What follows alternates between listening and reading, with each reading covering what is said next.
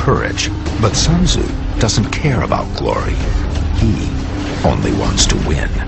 While each of these principles is important, think of them as cords in a strong rope. Individually, they may be strong, but when you put them together and use them holistically, they're unbreakable. For more than 1,000 years, Sun Tzu's secrets are kept hidden, made available only to emperors and authorized scholars. They surfaced in the 8th century in Japan, and since then, their insights have spread throughout the world. More recently, The Art of War has spawned hundreds of books that apply its teachings to sports, politics, and business. Today, it's part of the core curriculum at many war colleges, including West Point. But as we shall see, Sun Tzu's advice isn't always heeded, which often leads to disaster. I think throughout time, if generals had listened to Sun Tzu, you would probably not have seen a lot of the bloody wars of attrition that mankind has suffered through. He was very focused on how do I achieve my goal with the minimum amount of resources used, with the minimum amount of destruction. Sun Tzu's principles are about to be put to the test. Sun Tzu has trained the army of Wu to defend itself against the powerful state of Chu to the west.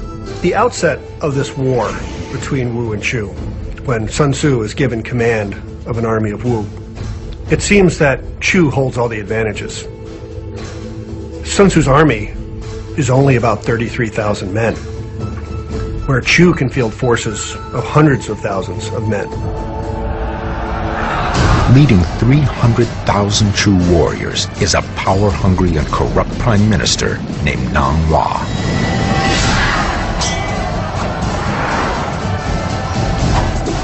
Nang Hua cuts a swath of destruction through the Chinese countryside. Outnumbered nearly 10 to 1, Sun Tzu could prepare his defenses and wait for the Chu onslaught.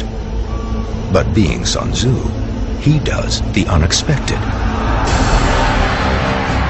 He invades Chu.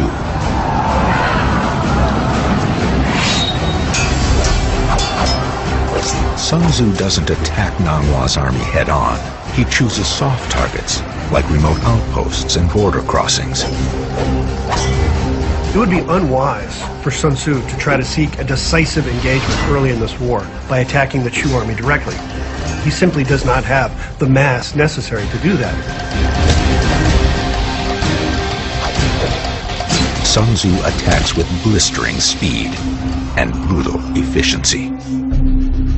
Nang Hua immediately launches counteroffensives, but when the reinforcements arrive, Sun Tzu's soldiers are gone and attacking the next location.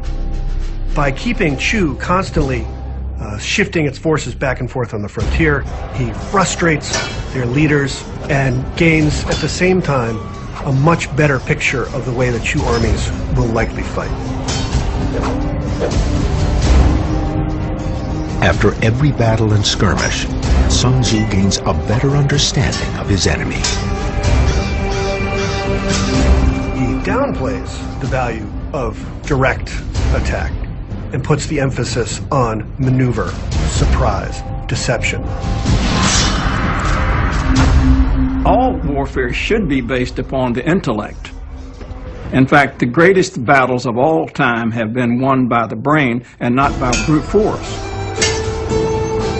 That doesn't stop Nang Hua from trying. He eventually launches 100,000 soldiers to try to crush the guerrilla attacks. And this reminds me of the difference between chess and the Chinese game of Go. Chess is very much attrition-based. You start the board with many, many pieces. Over the game, they're eliminated. And at the end, you've only got a few pieces left standing.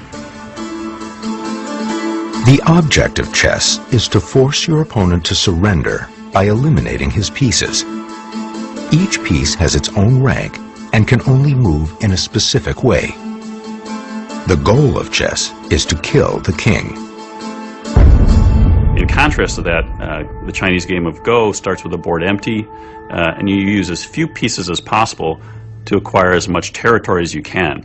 And in that sense, it's a very resource-efficient strategy.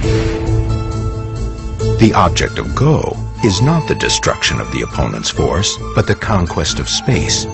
The goal of Go is to capture the most territory with the least number of stones. Using a Go-like strategy, Sun Tzu decides where and when he fights. He avoids the strongest part of Nanhua's army and attacks where it is weakest. Sun Tzu's guerrilla tactics against the Chu forces echo throughout history. But it's during an infamous war more than 2,000 years later that they resonate most loudly, and where Sun Tzu's ultimate secret becomes most evident.